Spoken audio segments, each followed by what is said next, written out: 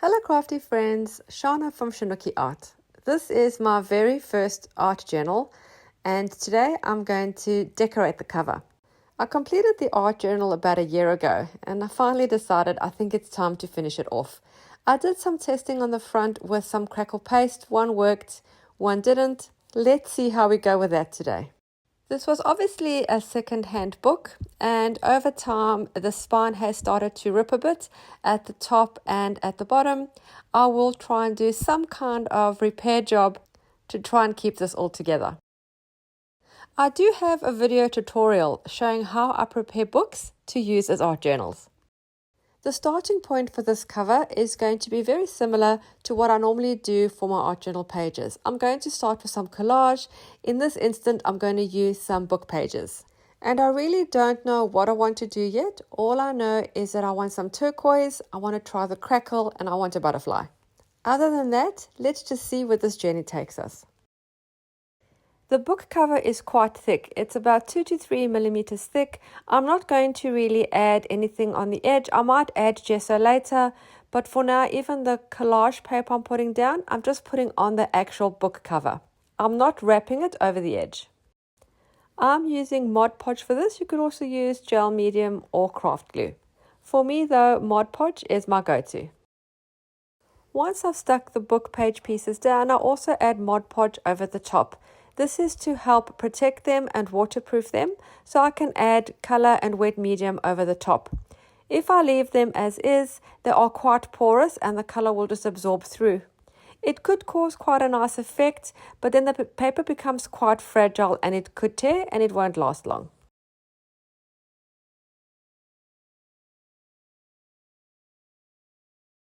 I like to add my book page pieces in all directions, so the text is upside down and even sideways. I very rarely keep all the pieces straight. Once the front is dry, I'm going to repeat the process at the back.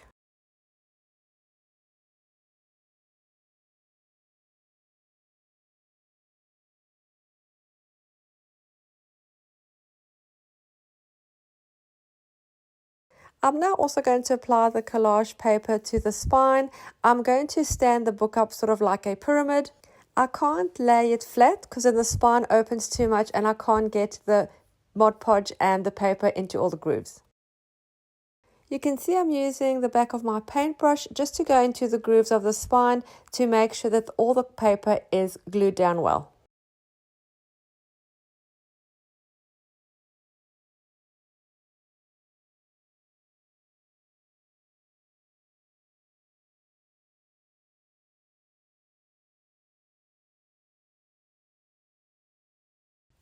I'm now going to add some masking tape at the top and bottom of the spine just to try and prevent any additional rips and to try and repair the few rips that are there. I'm going to apply some Mod Podge underneath the masking tape too, as the masking tape doesn't have great adhesive and will peel off over time. I could have also used the collage paper for this part instead of the masking tape. I just like the texture that masking tape creates, and I like adding different things for my underlayers.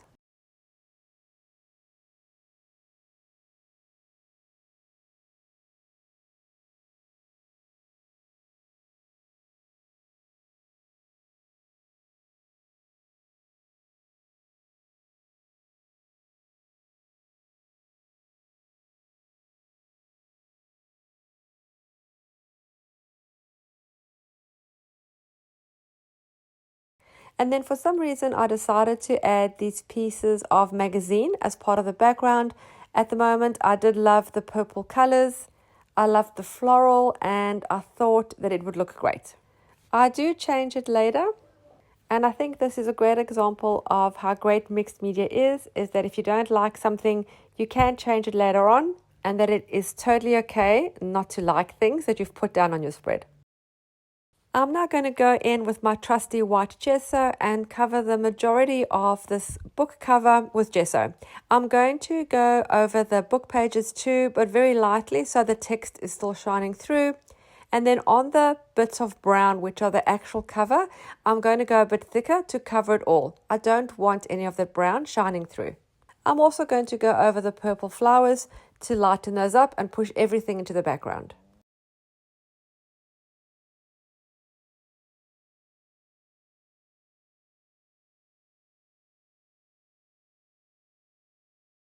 Besides using the brush, I also use my finger to help blend it in. You can experiment with different ways of applying gesso.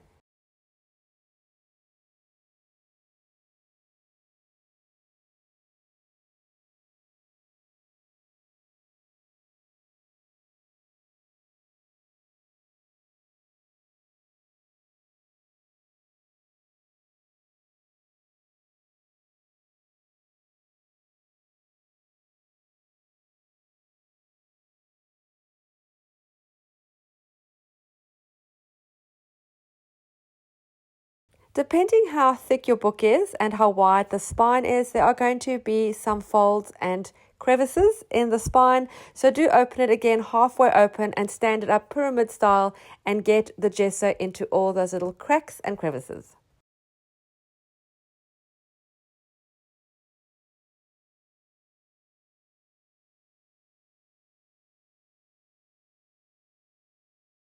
Before I apply the crackle, I need to know what my under color is going to be, and I've chosen turquoise as I want turquoise to be part of my cover.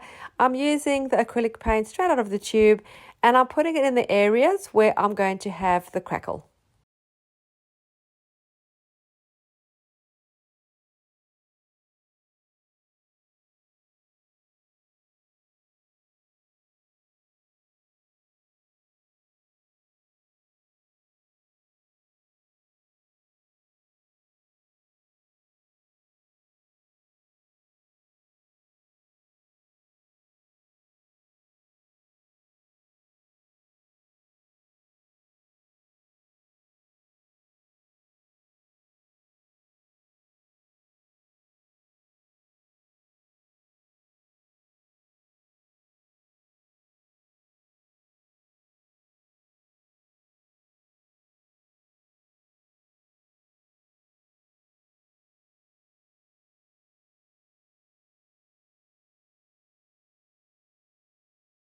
Now, I have two types of crackling medium. I have one, the brand is called Lenny, which is available from Bunnings here in Australia. It's the same brand as my gesso and texture paste, but for some reason I couldn't get this crackle medium to work. I couldn't get any cracks. So I've tried a few different ways. I've tried exactly the way they instruct on the bottle. I just can't get the cracks. So I'm going with the one from Little Birdie Crafts.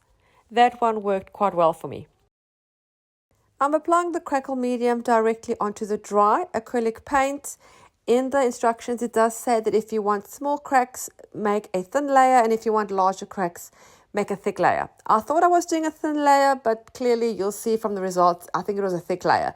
But that's okay, I managed to work with it. I think this kind of thing, well, for me, is a bit of trial and error.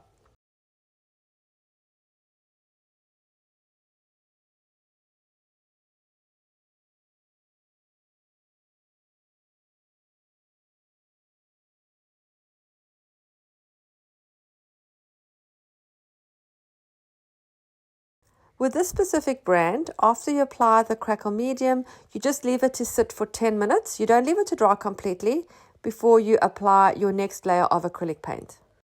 I don't want too many colors on my cover, so I'm applying white acrylic paint over the crackle medium. So once it cracks, I'll just have some turquoise shining through.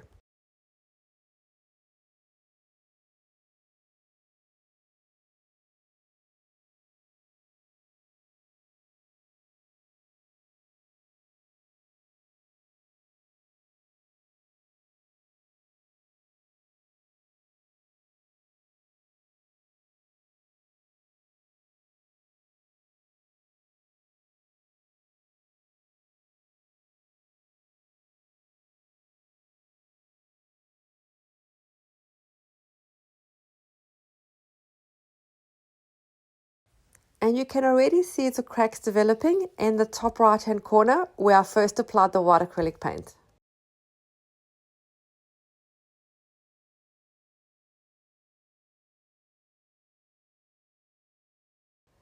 The cracks start appearing almost immediately and take about 10 minutes to be sort of fully formed. I did leave mine to dry totally overnight. And this is what I found the next day. The cracks turned out a lot bigger than what I anticipated. On the top here, where the crackle medium was thinner, you can see the cracks are smaller. But down here, obviously I made it too thick and the turquoise is shining through quite a bit, but that's okay, we'll make it work. I was thinking to make this a bit more like a turquoise and vintage style, so I'm going to try and do some kind of a rusting effect on the edges and corners of the cover. I'm now adding some grit paste. It's like a texture paste, but it has quite a grainy feel to it, so it leaves a really rough texture on the surface, and I'm applying it with my palette knife on the corners and some of the edges of my cover.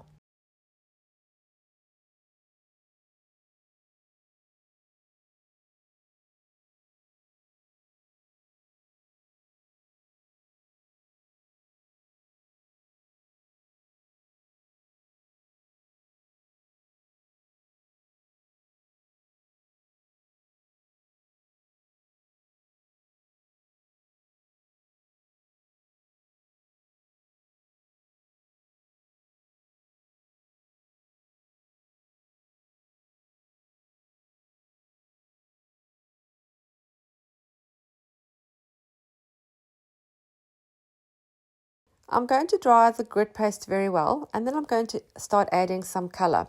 As I'd said, I want to get that vintage rustic kind of look, so I've gone into my supplies and taken out all the colors that I have that are those browns and vintage colors. So it's my distress inks, my oxide inks, any ink pads that I have, or any other kind of paints that have those colors.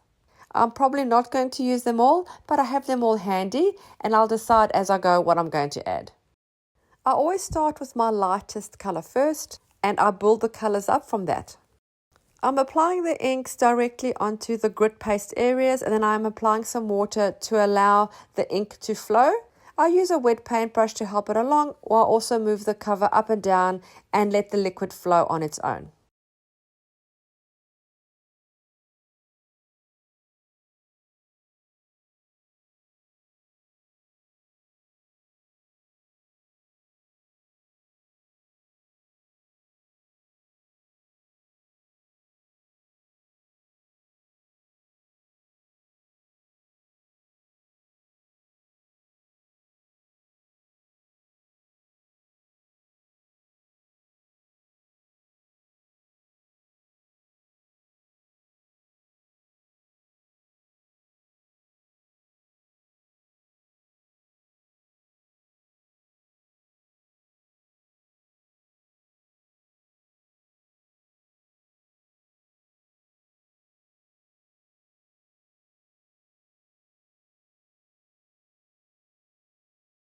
I'm going to add a few different layers of color, and I'm going to dry it well between each application.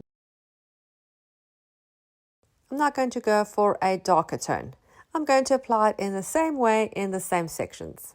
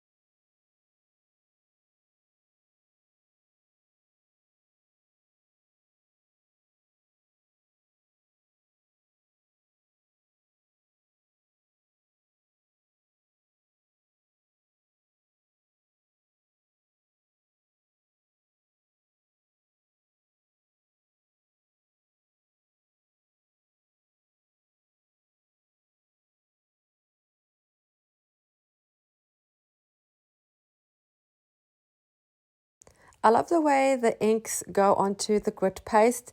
They don't spread too much. They do hold some of the ink, so it creates a really rusty and grungy kind of look.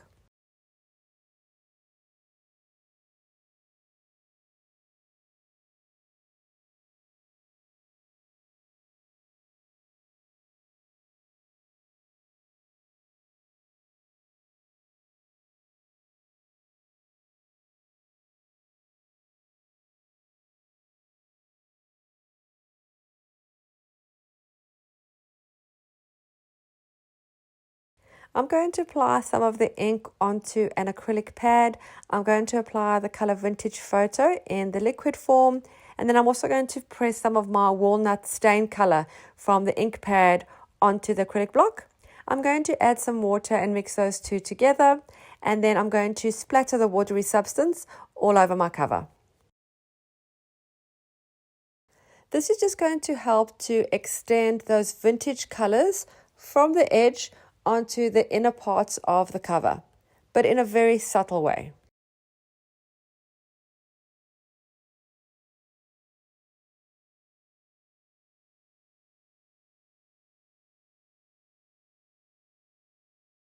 I also have this Brilliance pigment ink in the color Cosmic Copper. It's the brand Dewdrop, which I have found in my stash, and I'm going to apply some of that. It's quite metallic with my finger onto those vintagey edges. A bit difficult to see in the video, but it is causing a metallic effect. And the color is perfect for that rusty look.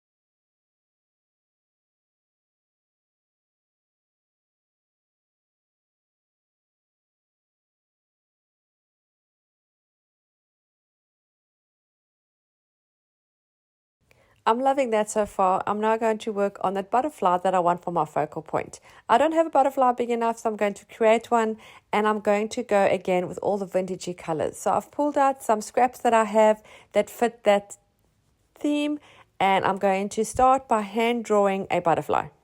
I could probably find a butterfly that I could print out on Pinterest and apply that as my focal point, but I want something that looks different. I want it to look handmade, and I want it full of texture. So I'm going to create it myself.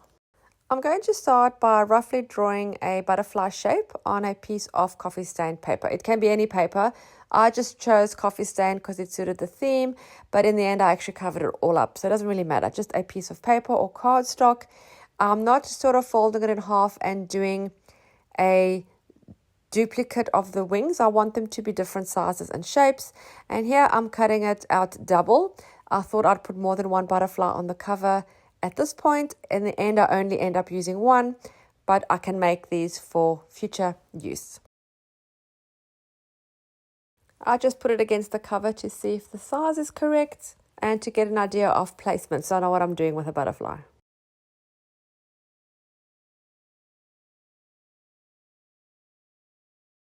I'm now going to start creating some kind of a collage patchwork with all my vintage bits. I'm using again Mod Podge and applying different things to my wings. This is a piece of dress pattern paper. You really can use anything to suit your theme.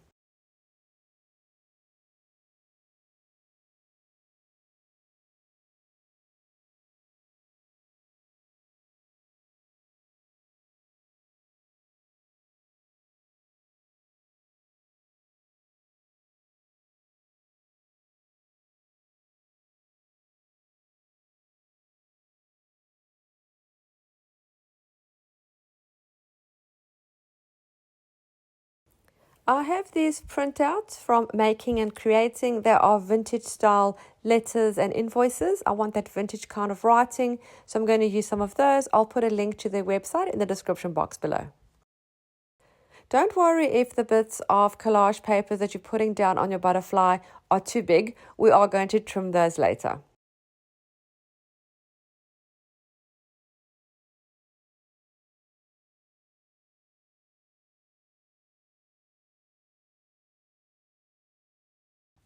Once that first layer is dry, I'm going to trim off my excess. I'm going to tear mine because I really want that rustic, rough look. You can use the scissors for yours if you want a neater edge. We are keeping to the basic shape of the butterfly, but our wings are going to be uneven, different sizes, and that's what I really love.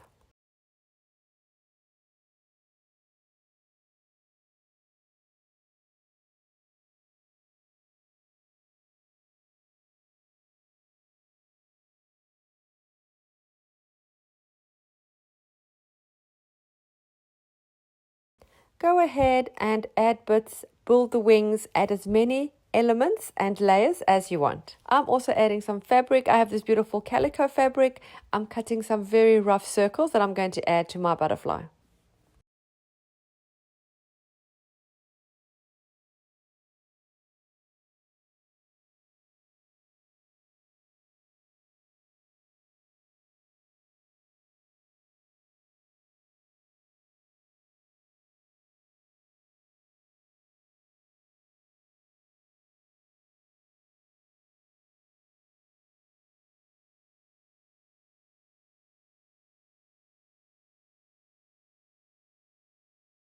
I didn't like the way those bottom wings were sort of coming up all the way into the top wings.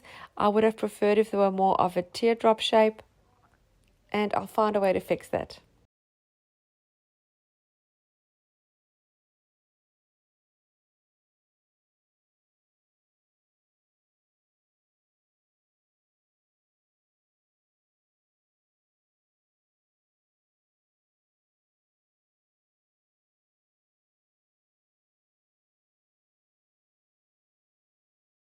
This piece of brown paper actually fits perfectly with that pointy tapered end that fits exactly where the wing should go.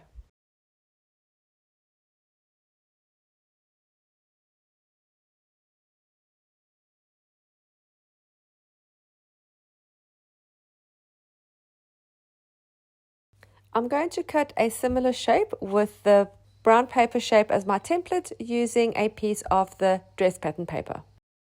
Those look much better already. So let's stick them down.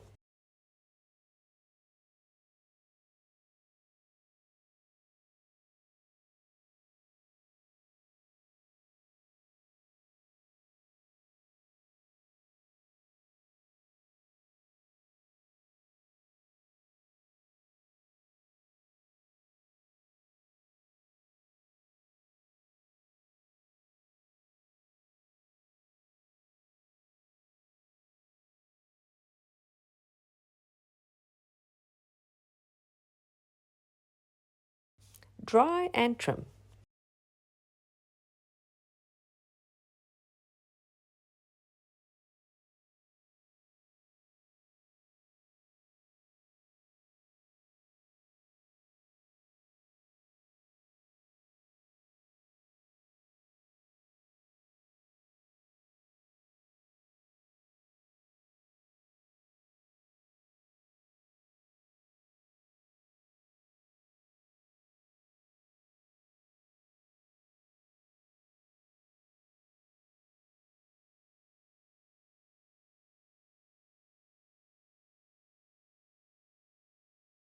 I have some of my Scribble tissue paper available from ArtStacks. Link will be in the description box below. I'm going to add a small piece in the bottom right wing.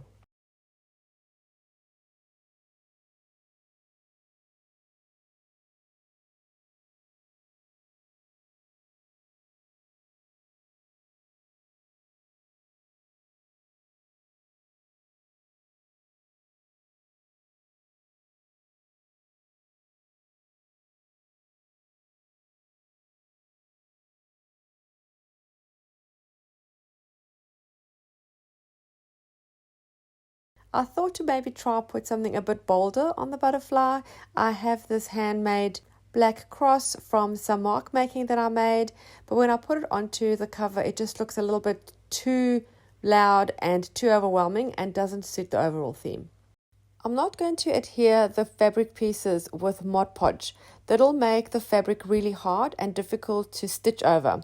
I'm going to just add a small amount of glue from a glue stick just to keep them in place while I'm sewing.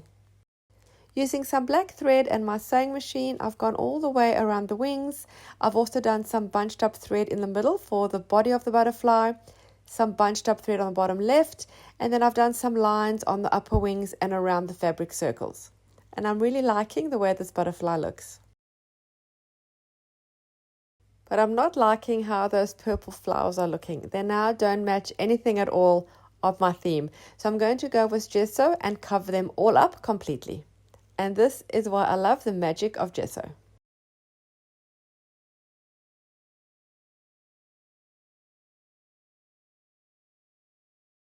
I'm also adding a little bit of gesso over some of the turquoise areas just to make it a little less bright. I don't want to cover up those turquoise cracks. I do want to soften them though just a bit.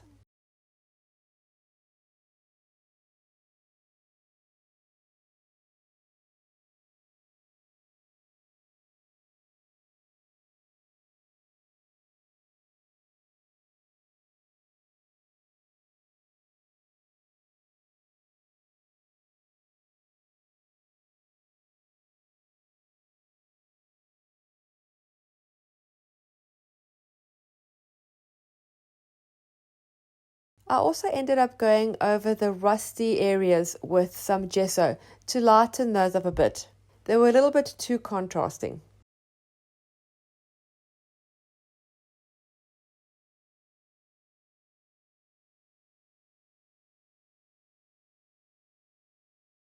Because I have the black thread in my butterfly and I also have the black in the scribbles of the butterfly, I want to add some darker tones to my cover.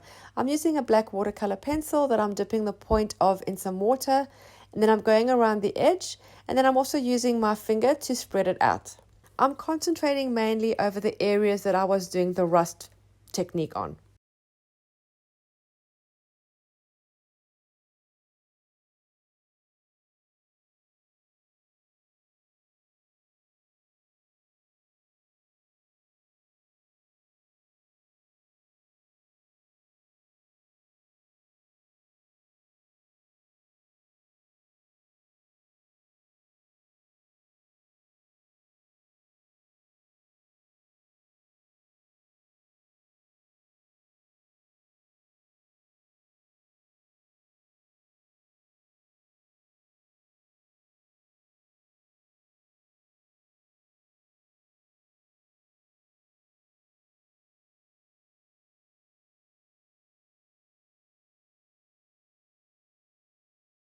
Also added some of the black pencil for the spine just to give that some definition.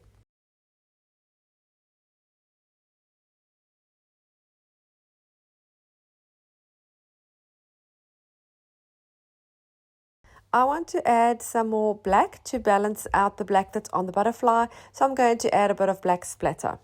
I'm covering the bottom right as I'm going to do some writing. Then I don't want the black splatter there, so I'm going to concentrate it on the top right behind the butterfly and the bottom left of the back cover. I'm using watered down black acrylic paint.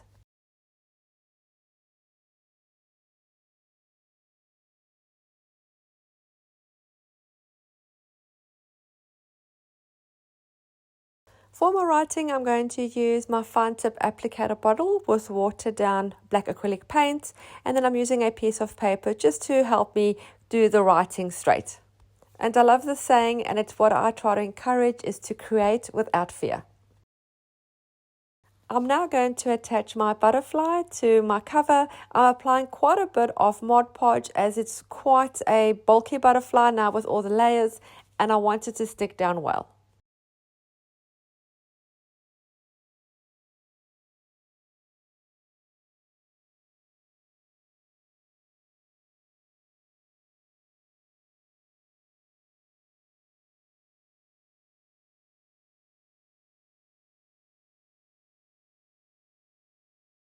Something I should have done before I pasted the butterfly down is do some distress edging on the bottom wings of the butterfly. This will help them stand out more because they're quite white against the white background. That's okay. I'm going to slip a piece of paper just underneath the wing while it is still wet, and then I'm going to use my blending brush and some distress ink and just go around the edges.